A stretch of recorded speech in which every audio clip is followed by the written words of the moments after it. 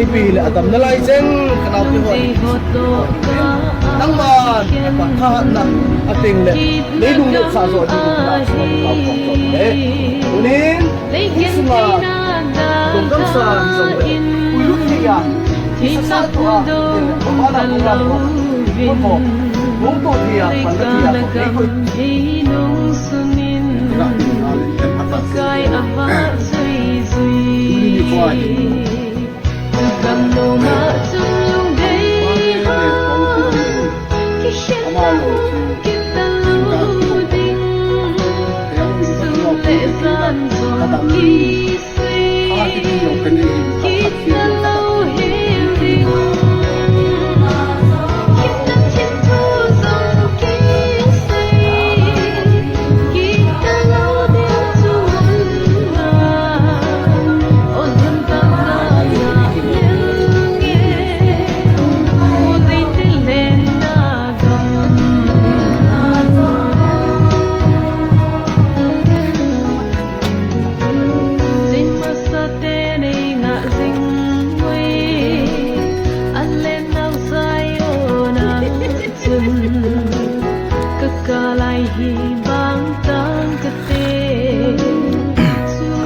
Bao mong mong guys, chúng tôi sang ngoài ngồi, cái riêng vậy.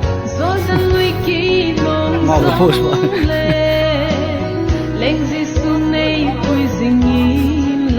Ngồi cái bộ cái TV ra xin number 13.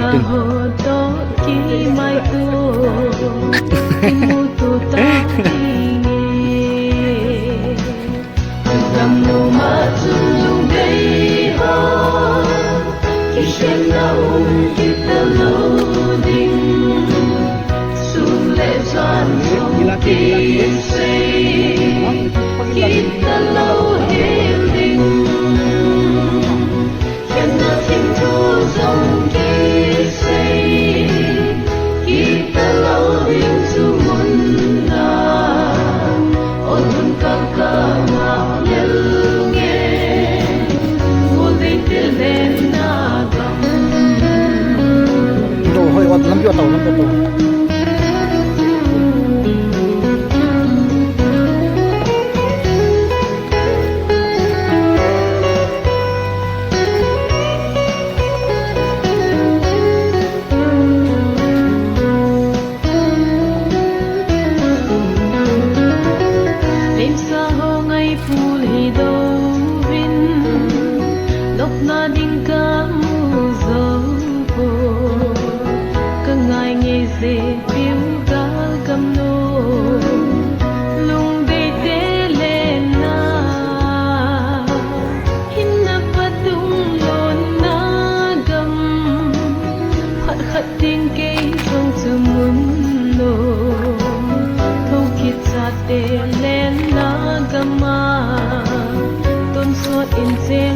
Tôi Kim Sip Lo, born on 22/04/1988 in Canada.